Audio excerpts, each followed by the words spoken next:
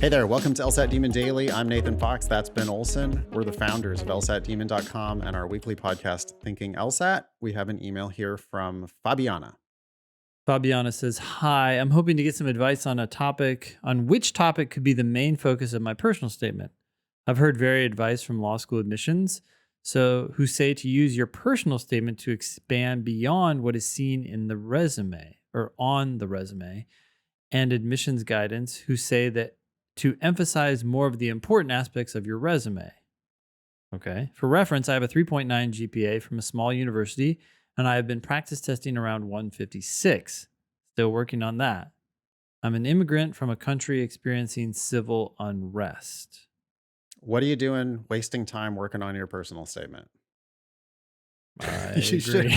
you shouldn't be working on your personal statement. Your practice tests are around 156. You have work to do on the LSAT. You should be doing one thing at a time. You also have a 3.9, which means, if you can bring your LSAT score up, the sky's the limit in terms of where you can go to school.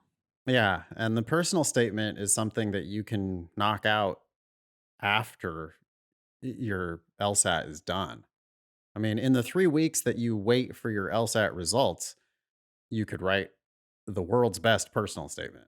It's just not that hard. I would encourage you to write multiple drafts. Try it one way, try it another way, try it a third way, see which one you think is really clicking for you. I like the advice that the personal statement is where your resume comes to life. So now, is that expanding beyond what is seen on the resume, or is that emphasizing the important aspects of your resume? I don't know. Both. like, a good shortcut is, what's the most impressive thing you've ever done? It's probably on your resume. Why don't you tell me a story about that? Because I can't tell what you actually did from just a line on your resume. But you can bring that to life by telling me anecdotes from that amazing experience you had. And that's a real good candidate for something to write your personal statement about. Yeah, I mean, I think the most important message is to turn around and focus on your LSAT. So we can stop here, but I will quickly say that you have been a paralegal at 2 immigration law firms.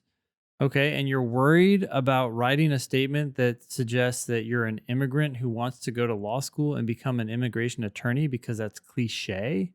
That's not It's cliche. it's not cliche and primarily because you've been a paralegal at 2 immigration law firms. You're not just spouting off like wishful thinking. You're actually doing this. I have never heard that story before. Yeah. And it's like the best possible story. Yeah. You are an immigrant. So like, if you just were an immigrant Yeah. who wants to become an immigration attorney, I would be like, yeah, okay. Just because it's your personal experience does not mean that you're like an actual good candidate to go practice in this area of law. Mm-hmm. But when you say I've worked as a paralegal for 2 immigration law firms, I say it would almost be malpractice for you to not write your personal statement about your personal experience. And you don't have to focus on your immigration story, but you Yeah. should definitely focus on your story working in immigration law. If immigration law is what you want to do after law school, that looks like, what that does is it screams employability to Mm-hmm. law schools. Yeah. Law schools are ranked based on job outcomes. At least in 2024, they are. Who knows what U.S. News is going to do with their Next new year, rankings? yeah. They always change. But the most recent change to the U.S. News rankings is they are going to rank based on employment of the graduates of that school, which seems like a pretty sensible thing to rank on. And if you say that you're an immigration paralegal and you want to work in immigration law, yeah, I look at that and I go, oh, so you know what you're getting yourself into. You've already been working in that field. You probably have contacts in that field. It's like, you're going to definitely go be successful. Like, I believe that you will do this. Yep. So that is, yeah, like worrying about that being a cliche. What? I hope, who gave you that advice? Yeah. Also, stop it. Work on your LSAT instead. Personal statement can always come later.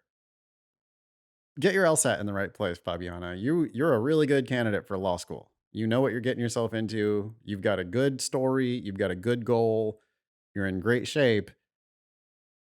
PT's around 156 though. You can do better. So work hard on your LSAT first.